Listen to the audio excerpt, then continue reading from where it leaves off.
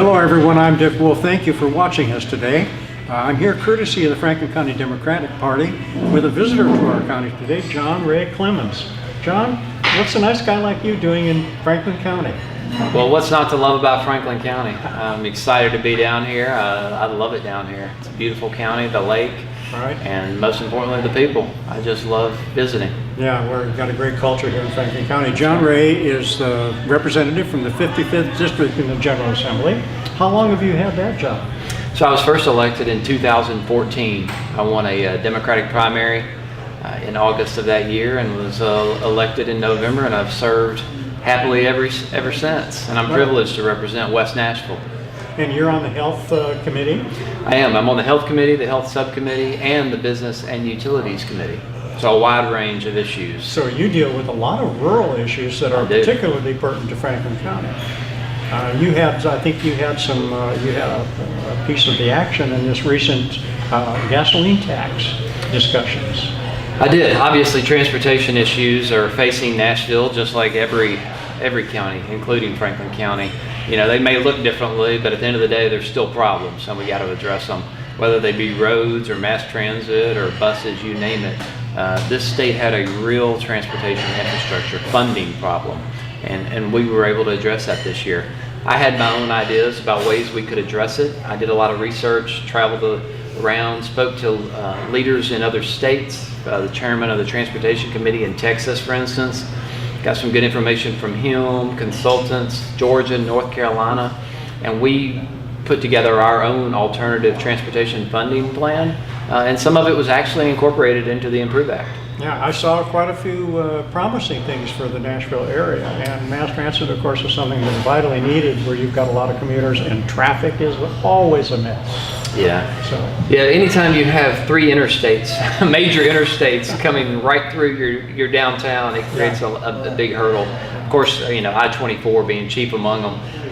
But we do have that. But you know, a lot of the local roads, we have issues in traffic every day, and we have issues just like Franklin County. You know, our roads are deteriorating, and somebody's got to pay for them, and they just don't magically appear or widen themselves or get paved. The General Assembly in the past 8 years has dramatically lowered the amount of local money that's available to highway departments like Franklin County. This year, Franklin County, under this transportation plan, got an extra $80,000, which is a huge benefit to us. But we're still $8 million behind in road building, and are rural drivers not as valuable to the state as urban drivers? Well, that's a good question, and that's a question for TDOT and Governor Haslam. That money should be apportioned evenly and equally across the state of Tennessee, because everybody's got to get to work, everybody's got to get to church, everybody's got to get their kids to school, and we all need roads. You know, like I said, it's a problem that affects everyone. It may look different, whether you're in Franklin County or whether you're in Nashville or what have you. It's a problem, and every county needs to have the appropriate resources to address their needs. And quite frankly, the Haslam administration and the Republican leadership in the legislature have been really cutting funding to local governments in many, many ways, not just transportation.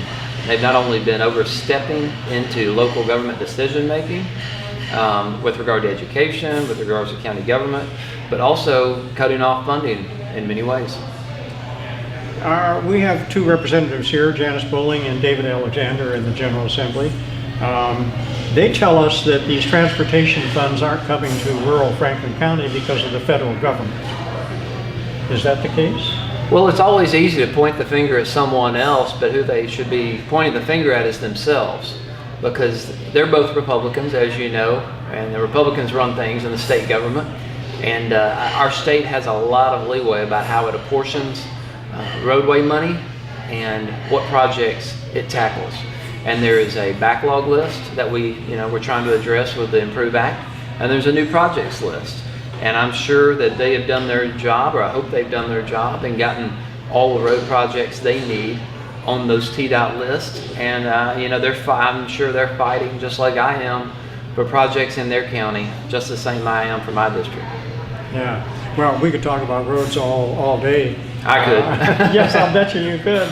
And for good reason. Transportation is just vital to our economy, to our community health, to our community culture. We need these roads to get to, like you said, schools, churches, meetings. But let's talk about health, because that seems to be, we've heard years and years of Obamacare is rotten and sinking the ship, and we've had Tennessee obstructing generally an increase in federal revenue for Medicare and Medicaid patients in Tennessee. Is there something that we're working on that can help that? Well, there's a lot of different issues when it comes to healthcare policy. As you know, it's a very complicated puzzle. Anybody who tells you they have all the pieces or know the entire puzzle is lying to you. But there are a lot of things we can be doing, and we are working on this at the state level. As you know, Obamacare is a federal policy. But the issue with that is whether you agree with it or disagree with it, and I think we all agree there are areas of Obamacare that need to be fixed, that could be better, that probably got chipped away during the sausage making process when it was passed.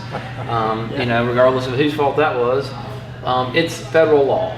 The Supreme Court's upheld it. So when you have that, when you're confronted with that as a state legislator or a state official, you have this umbrella federal policy. It's up to each individual state in this country to make it work for their state. That's their duty. For instance, we have a Department of Commerce and Insurance. That department's primary duty is to regulate the insurance industry and make Obamacare work for Tennesseans. Whether you agree with it or disagree with it or not, that's their job, is to make it work for Tennessee families. That's where I think they breached their duty. And that's where I think that they could have done a better job, because what you're seeing right now we have second straight years of record premium rate increases.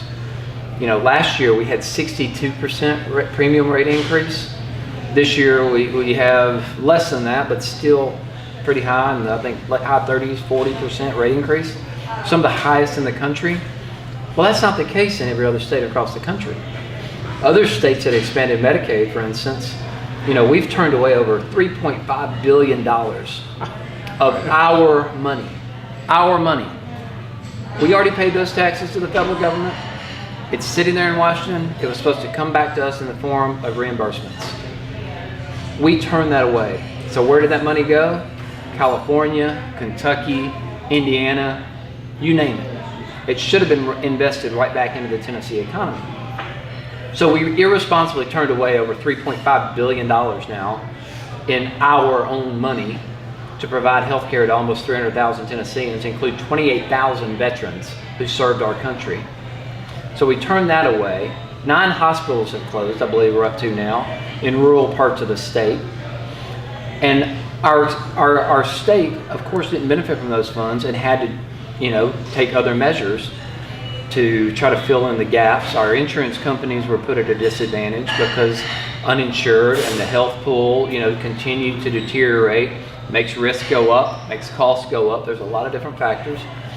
And you look at somebody like Arkansas, Republican governor, Republican legislature, just like Tennessee, expanded Medicaid. Their highest rate increase, about 11 or 12% last year. Ours, 62%. Now, multiple variables go into that. But first and foremost, we failed to pass Insure Tennessee and expand Medicaid. That is the single biggest factor, hands down. And why did that happen? You need to ask your representative.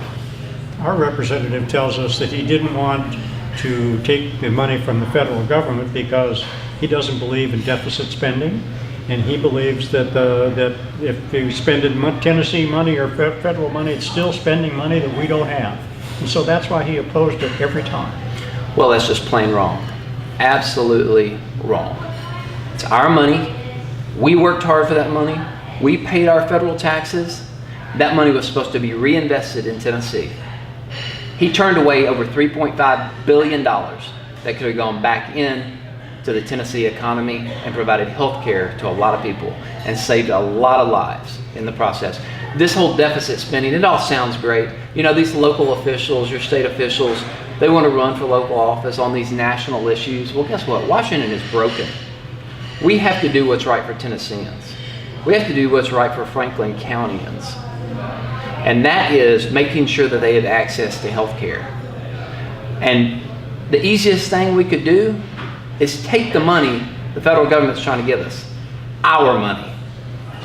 And so it has nothing to do with deficit spending, has nothing to do with fiscal conservatism. In fact, I would argue that it's fiscally irresponsible, and there's nothing fiscally conservative about it. Turning away money. Who turns away money? None of us like to pay taxes. We all want tax cuts, but we paid that money. Why not benefit from it? Why not have our brothers and sisters and our neighbors who are next door to us suffering benefit from that? You know, there is a lot of suffering attached with all of these no votes that are coming out of the General Assembly. What about veterans? I understand that there were some losses. Veterans suffered some losses in the General Assembly. Well, not only do about 28,000 veterans in Tennessee suffer by falling in the healthcare gap that could have been covered if we had passed Insure Tennessee and taken that Medicaid expansion. That's about 28,000 veterans. Well, as you know, seniors and disabled veterans in Tennessee have property tax relief. The state law says that they get property tax relief. You know, at one point it was up to $175,000 was tax-free on property relief for seniors and disabled veterans. Well, what did your representative, your state senator do? They cut it. They cut it back about 3 years ago. Over the objections of Democrats, we fought on the House floor against that cut. They cut it. Why? We have $1 billion of surplus in the state of Tennessee, yet they're going to cut disabled veterans' property tax relief and seniors? It makes no sense. And so what we did this year, and Democrats led the charge, we fought and we held up Governor Bredesen's budget until they reinstated that property tax relief benefit for seniors and disabled veterans. It's a great program. It's very effective here in Franklin County. All county residents get the property tax relief. That's a voluntary thing on part of the county. They pay their share too. The state only pays a partial share. That's right. So city governments are also taking advantage of that. The people in the government, seniors and disabled vets. So that's right. Yeah, with the poverty level as it is in the state of Tennessee, isn't it kind of mean just to keep turning down all these opportunities to make life better for Tennesseans with better roads, better insurance policies, better health opportunities for everyone? It is, and it just boils down to the simple fact of you just have to care about people. If you're going to serve in public office, you need to care about people first and foremost. You got to have a core set of Tennessee values and just care about people. And if you don't care about people, then don't run for elected office. The problem we have today is, like I said, people are electing local officials, state officials based on federal headlines or what's happening in Washington. That's not doing them any good. Now, if you want to talk about who's living high on the hog right now, it's your big corporations and your top 1%. And that's fantastic. I'm sure a lot of those gentlemen and those companies, they've worked hard to get where they are. They deserve to be in the top 1%. But why are we doing things only to benefit them when there are people suffering across the state of Tennessee? Now you look around, I see a lot of poverty. And again, poverty may look different in Franklin County than it does in Memphis, Tennessee. But let me tell you, poverty feels the same regardless of where you live. So this week the governor is out touting we got the lowest unemployment rate in Tennessee history. Yet we still see poverty everywhere we go.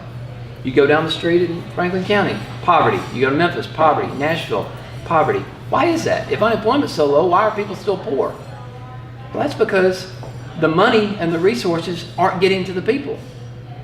Not getting $1 billion surplus. You've got all this money. Why aren't people benefiting from it? We should have better roads. We should have better public schools. We should have better higher paying jobs. And we should have health care. The state has a tremendous opportunity to help Tennesseans in a multitude of ways. And what are they focused on? I see major drug problems. I see an opioid epidemic that continues to skyrocket. What are we doing to invest in addiction treatment? To invest in mental health care across the state of Tennessee? I've been leading the charge on mental health parity and addiction equity that our state, it's federal law, but our state has failed to enforce federal law for the last about 12 years now when it comes to mental health parity and addiction equity, treating them on an even playing field with physical health. So I'm pushing for that. We passed the first bipartisan support. We passed the first part of my legislation last spring. For anybody who participates in the TennCare program has to show proof that they're treating mental health and addiction on an even playing field with physical injury. But those are just examples. People are suffering across the state of Tennessee. What is your state representative, what is your state senator and your governor doing for you to improve your quality of life? Now, if somebody wants to vote for their local official or state representative because of what's happening in Washington, that's their prerogative. But it's not in their best interest. So if they have a problem with Obama, they like Trump, that's fantastic. That's up to them for whatever reason. But don't vote down ballot just because you don't like somebody in Washington. You need to vote. The people of Franklin County and Tennesseans need to vote who's going to fight for them, who's going to represent their best interests and make the biggest impact on their family, because that's what matters at the end of the day. Well, and you mentioned family matters, and I also want to talk about, you're actually delivering quite a campaign speech here. Are you scouting out options for yourself in the future as part of this road trip you're on? Well, no. What I said was, if I was ever had the privilege of being elected to public office, that I'm not one of 25 Democrats in the Tennessee House out of 99. I don't consider myself one of 25. I don't consider myself one of 99. I consider myself one of 6.6 million. And that's about how many Tennesseans they are. That's who I have a duty to represent. So I said, if I was ever elected, I was going to represent every Tennessean. Poor, the rich, you name it. And so I've been traveling around the state of Tennessee just listening to folks. It's amazing what you'll learn if you just listen. And so what I've been doing is just going around, hanging out at coffee shops, meeting with folks, speaking to folks, and getting ideas. That's how I learned about the governor's outsourcing of our state parks. Just talking to folks. He was doing all that, cooking that scheme up behind closed doors. And so me and Senator Harris and then Senator Bowling was right there with us, fighting against Governor Haslam's attempt to privatize state parks. I don't have a state park in my district, but I represent all Tennesseans. So I went to bat for Tennesseans and fought and helped kill the governor's attempt to privatize our state parks. But to answer your original question, if you get out here and listen, which I'm doing, I get so many ideas for legislation. I get so many ideas about how things can be done better. It's easy to sit in Nashville and talk about policy and these great ideas that sound great in Nashville. But if you really get out there and get in the schools and see the practical impacts and effects of policy and legislation, you learn a lot. And so that's what I do and constantly trying to do, spending my own money, taking time away from my family and my law practice, just to get out there and see what's going on where the rubber meets the road, because that's what it's all about. It's about families in their day-to-day lives and what we can do to make them better. Well, in addition to your day job, which I understand is a lawyer, and your legislative work, I noticed in reading your bio that you are active in a number of neighborhood associations, family associations and groups in your home. That's so right. Apparently there's something personal about this family business? Well, that's what it all comes back to. If you're not fighting for families, then I don't know what you're fighting for. It's not really worth it. There's a lot of time involved away from my own family, and it is quite a sacrifice. Some people, at the end of the day, you ask anybody in elected office, and it's a sacrifice. It may look glamorous, which it's not exactly, but families are worth fighting for.